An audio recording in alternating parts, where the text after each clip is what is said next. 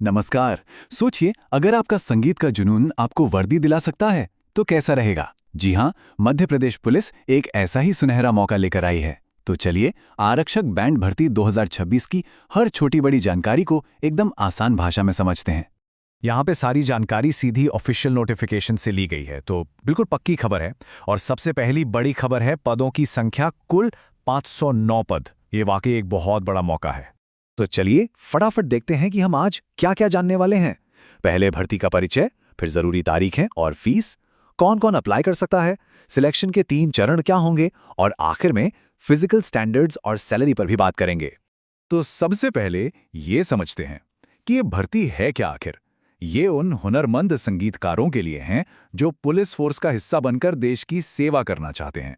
सोचकर देखिए, संगीत और सेवा का इससे अनूठा संगम और क्या हो सकता है। हाँ, पूरे 509 पद। ये सिर्फ एक नंबर नहीं है, बल्कि ये मध्य प्रदेश के हुनरमंद संगीतकारों के लिए एक शानदार करियर बनाने का दरवाजा है। ठीक है, तो अब आते हैं उस जानकारी पर जो सबसे पहले पता होनी चाहिए, यानी जरूरी तारीखें और फीस।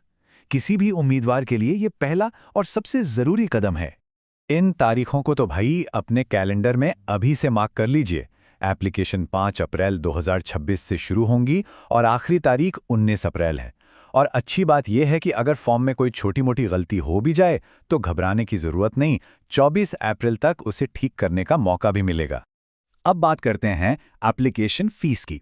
सामान्य वर्ग के उम्मीदवारों के लिए ये 500 रुपये है, और अगर कोई मध्य प्रदेश के आरक्षित वर्ग से है तो उनके लिए ये फीस आधी, यानी सिर्फ 250 रुपये है। अब आता है सबसे बड़ा सवाल कि कौन कौन इसके लिए अप्लाई कर सकता है।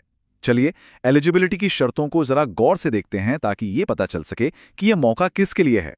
सबसे पहली और सबसे जरूरी चीज, उम्र। क्या उम्र की सीमा सही है? चलिए देखते हैं। हाँ, तो सबसे पहले ये साफ कर दें कि ये भर्ती सिर्फ पुरुष उम्मीदवारों के लिए है।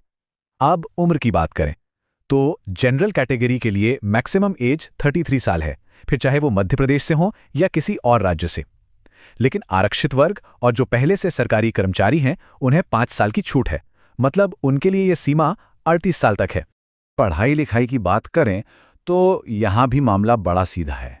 जनरल, ओबीसी और एससी वालों के लिए 10वीं पास होना काफी है, और जो अनुसूचित जनजाति यानी एसटी वर्ग के उम्मीदवार हैं उनके लिए ये और भी आसान है, सिर्फ 8वीं पास। तो फॉर्म भर दिया, अब आगे क्या होगा? चलिए अब बात करते हैं सिलेक्शन प्रोसेस की, जो इस भर्ती का कह सकते हैं दिल है। देखिए, मंजिल तक पहुंचने के लिए 3 पड़ाव पार करने होंगे। पहला है स्किल टेस्ट, उसे पार किया तो दूसरा पड़ाव है बैंड परफॉर्मेंस टेस्ट, जहां असली हुनर दिखेगा। और इन दोनों के बाद आखिर में होगा एक इंटरव्यू। याद रहे, एक एक करके ही आगे बढ़ पाएंगे, हर स्टेज को क्लियर करना जरूरी है। अच्छा, यहां एक बहुत ही मजेदार और जरूरी बात है। 2 लिस्ट हैं, ए और बी। लिस्ट ए का कोई एक बाजा बजाना तो समझिए कंपलसरी है, लेकिन अगर किसी को लिस्ट बी का भी कोई बाजा बजाना आता है ना, तो वो समझिए सोने पे सुहागा है। और ये सोने पे सुहागा क्यों है? क्योंकि इसके लिए मिलते हैं बोनस अंक। जी हाँ, लिस्ट बी का इंस्ट्रूमेंट बजाने पर 15 तक बोनस मार्क्स मिल सकते हैं, और ये 15 नंबर फाइनल सिलेक्शन में गेम चेंजर साबित हो सकते हैं। चलिए अब आते हैं कुछ आखिरी मगर बहुत ही अहम बातों पर, यानी फिजिकल स्टैंडर्ड्स और सबसे जरूरी सैलरी। ये जो 509 पद हैं उन्हें अलग अलग वर्गों में कैसे बांटा गया है वो यहाँ साफ दिखता है। देखिए, जनरल और ओबीसी दोनों के लिए 27% सीटें हैं। उसके बाद एसटी के लिए 20, एससी के लिए 16 और ईडब्ल्यूएस कैटेगरी के लिए 10% सीटें रिजर्व रखी गई हैं। अब फिजिकल रिक्वायरमेंट्स की बात कर लेते हैं, जो कि बहुत जरूरी हैं। जनरल, ओबीसी और एससी कैंडिडेट्स के लिए कम से कम हाइट 168 सेंटीमीटर होनी चाहिए और चेस्ट 81 से 86 सेंटीमीटर। वहीं मराठा, गोरखा और एसटी कैंडिडेट्स को इसमें थोड़ी छूट दी गई है, जैसा कि यहां देखा जा सकता है। और अब वो बात जिसका सभी को इंतजार था, पैसा यानी सैलरी। तो इस पद के लिए जो पे स्केल है वो 19,500 रुपए से शुरू होकर 62,000 रुपए प्रति महीने तक जाता है। मतलब एक बहुत ही शानदार और सम्मानजनक सैलरी है।